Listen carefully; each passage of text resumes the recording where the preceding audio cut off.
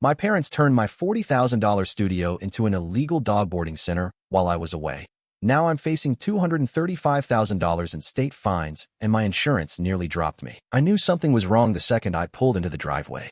The barn doors were wide open, and there was barking multiple dogs, high-pitched yelps, and deep-throated growls. It wasn't supposed to be like this. My name is Ethan. I'm 33 years old, and I live just outside of Ashland, Oregon. I run a metal sculpture business out of a custom-built studio inside my family's old barn, or at least I used to. 2 weeks ago, I flew out to Chicago for a product expo. It was a big deal, potential clients, gallery scouts, a chance to pitch my large-format abstract work. I'd been prepping for months. I came home exhausted but excited, hoping to get back into the studio and start on a new commission piece. Instead, I walked into a goddamn kennel. The minute I stepped into the barn, I stopped dead in my tracks. The concrete floor I'd sealed myself, covered in muddy paw prints. Arc welders shoved to the side like it was scrap metal. My hydraulic press blocked off with a stack of chew toys and those oversized Costco bags of dog food. And fur everywhere. Clumps of it tumbling around like tumbleweeds. A corgi with a half-chewed slipper in its mouth trotted up and peed on the corner of my workbench. I stood there, stunned, trying to make sense of it.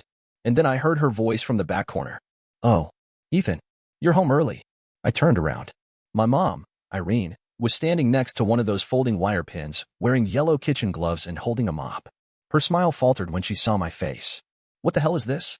I asked. She looked like a kid caught sneaking cookies. "It's just temporary," she said. "Don't freak out." I wasn't even sure where to start. My eyes were scanning the room's 6 dogs, maybe more. A Great Dane lounging on my welding blanket. 2 terriers tussling over a frisbee under my drill press. Temporary for who? She sighed. "Carla, honey." She needed help. Carla. My younger brother Mason's ex-girlfriend. She worked at a grooming place in town until she got evicted 2 weeks ago. I remembered the story vaguely, something about rescuing too many dogs and the landlord losing it. But that had nothing to do with me. She needed a place to keep the dogs until she finds something more permanent, my mom said. "And your space is so open, it's perfect." I couldn't believe what I was hearing. "So you just took over my studio without asking?" She frowned, offended. "We're family, Ethan. You were gone. We figured you wouldn't mind helping out for a bit. It's not like you're working today." I was speechless. "There's $40,000 worth of equipment in here, and they're treating it like a chew toy buffet." "Oh, stop being dramatic," she said, waving a hand. "They're sweet dogs. It's not forever." I stared at her, heart pounding. This place wasn't just where I worked. It was where I built my entire business from the ground up. I converted the barn myself, installed the electrical, ran custom ventilation for welding fumes, and now it smelled like wet dog and spilled kibble. "You're acting like I've committed a crime," she muttered. "God forbid we help someone in need. I didn't raise you to be heartless." That did it.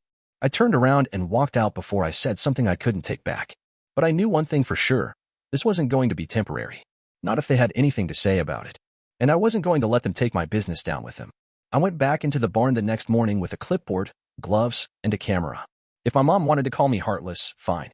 But I wasn't going to sit back while 7 untrained dogs tore through a workspace that could literally kill them. The moment I opened the door, the smell hit me harder than yesterday. Damp fur, stale food, something vaguely sour. A husky mix barked and lunged toward me, only to be yanked back by a frayed leash that was clipped to one of my steel shelving units. I ignored it and stepped around the chewed edge of a packing crate. That's when I saw it. One of the extension cords, the thick orange ones I used for heavy-duty machinery, had bite marks. Deep ones. A chunk of the rubber casing was missing, and copper strands were peeking out like exposed nerves. I knelt down slowly, snapping a photo. Right next to it was an empty paint can. Lid off. Dried streaks along the inside, gnawed on at the rim. My industrial paint wasn't toxic to humans, but to dogs? It could be fatal.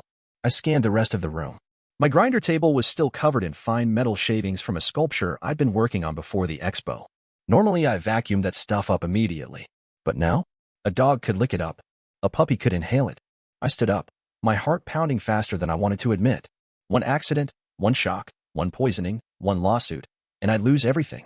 Back in the house, my parents were in the kitchen, chatting over coffee like it was any other Sunday morning. "I need to talk to you both," I said, holding up the clipboard. My dad looked up, chewing a piece of toast. My mom gave me that tight smile she used when she knew she was about to be unfairly criticized. I laid out everything: the cords, the paint, the shavings, the open tools. I explained, in clear and simple terms, that if any of those dogs got hurt, it wouldn't just be tragic, it would bankrupt me. My business insurance specifically excluded coverage for animals and biological hazards. "If something happens in that barn," I said, I could lose my license, my commissions, my insurance, everything. This isn't just a mess. It's a liability. My mom scoffed. Ethan, they're rescue dogs. They're not going to sue you. That's not how the law works, I said tightly. The owners would sue me. Or worse, the state would. My dad finally spoke. You're making a big deal out of nothing. You always do this. It's not about money, Ethan. No, my mom cut in. It's about control. You're obsessed with it. You're so worried about your business, you can't see a real person in need. I stared at them. I wanted to scream. But instead, I walked out. Because now I knew exactly what I was dealing with. And they weren't going to stop.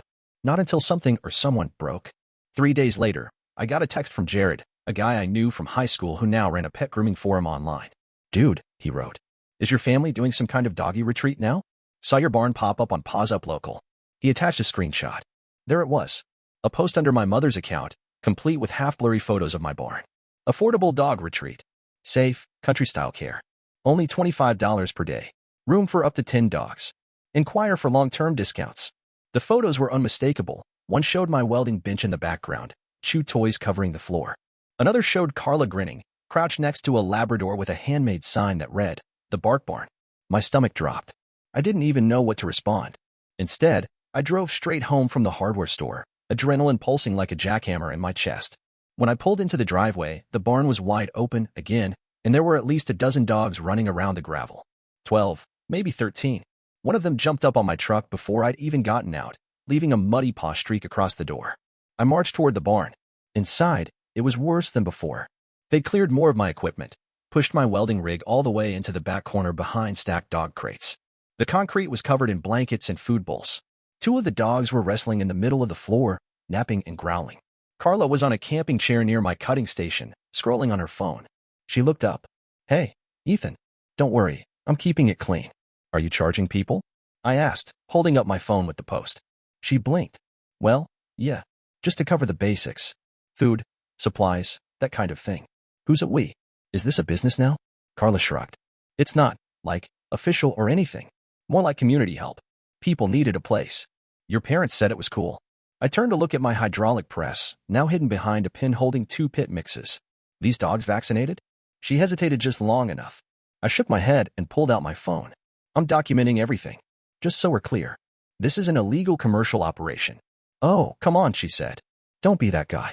It's not like it's hurting anything.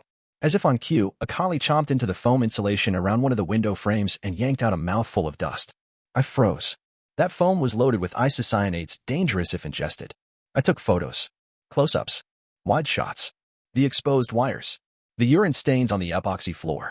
The stacked crates blocking the emergency exit I had installed per fire code. My parents were in the house. I didn't even bother going in. I knew what I'd hear. They'd say I was overreacting. That I didn't understand sacrifice. That this was about helping Carla get back on her feet. But it wasn't that anymore. It was business. It was dangerous. And now it was mine to clean up before the state, or worse, the courts, got involved. It all blew up on a Thursday.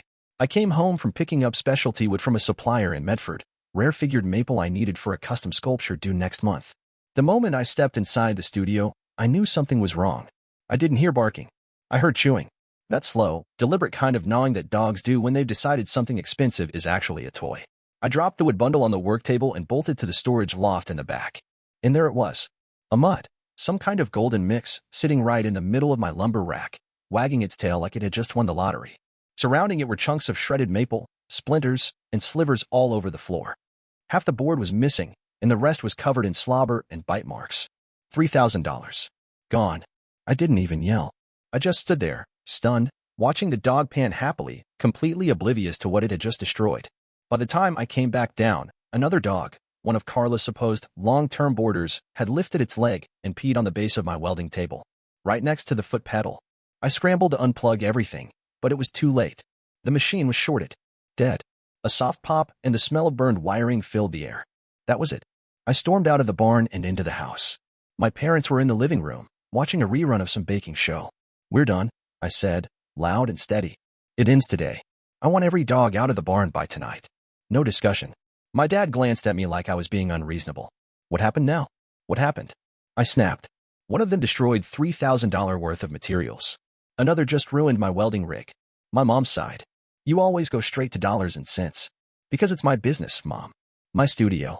My future. And you handed it over to your son's ex-girlfriend like it was a damn spare bedroom. Carla walked in from the back porch, holding a leash and looking like she'd just taken a nap.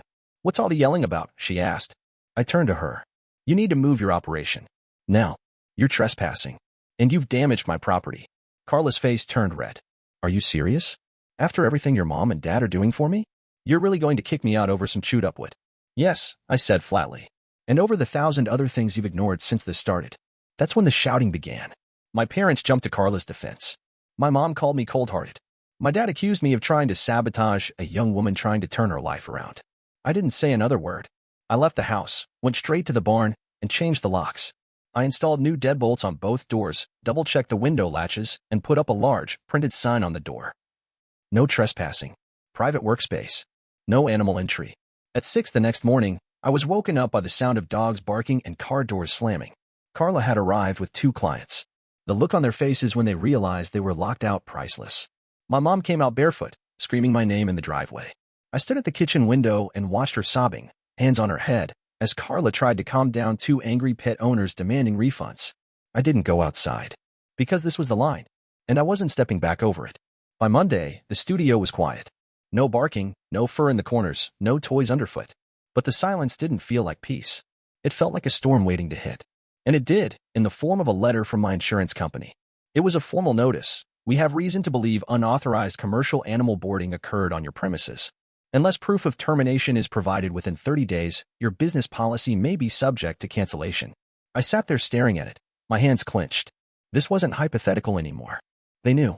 Someone, probably one of the dog owners, had filed a complaint or posted something online. Either way, it was real. I spent the next few hours gathering documentation. Photos, texts, screenshots of Carla's pet retreat ads, a timeline of every incident, from the first chewed cord to the dog that shorted my welding rig. I sent everything to my insurance agent, along with a signed affidavit confirming I had forcibly shut down the unauthorized use of the property. That same night, I emailed a formal cease and desist letter to my parents. And to Carla. I kept it simple and professional. Effective immediately, you are not permitted to enter the studio or use it for any animal boarding activities. Any attempt to do so will be treated as trespassing. 10 minutes later, my phone rang. It was my mom. Ethan, she said, her voice sharp. What is this? A cease and desist? Are you suing your own parents now? No, I said calmly. I'm protecting my business. The one you almost helped destroy. She scoffed. This is ridiculous. Carla's devastated. She was finally starting something for herself. She was running an illegal business out of my workspace, with 0 licenses, 0 insurance, and 0 regard for safety. My dad took the phone next. You need to stop this, son. You're making a mountain out of a molehill. A molehill that could have cost me everything, I said. You still don't get it. They didn't. They never would. The next morning, the calls started coming in, but not from them. From angry pet owners. People I didn't even know. One woman accused me of stealing her deposit. Another said her dog was sick and needed treatment, and she expected me to reimburse her vet bill. A man left a voicemail saying I was ruining something good for the community. Apparently, Carla hadn't told anyone the truth. Just said the retreat had been shut down by her ex's jealous brother. I blocked 4 numbers that day. By Thursday, Carla posted a video online, crying and blaming me for crushing her dream of helping animals. My mom shared it on Facebook with the caption, heartbreaking. All she wanted was a second chance. And still, no one admitted they were wrong. No one said, we shouldn't have done this. No one said, we're sorry. They just doubled down. And I was the villain for refusing to clean up the mess they made. It was a week later when the white SUV with the state seal pulled into our driveway.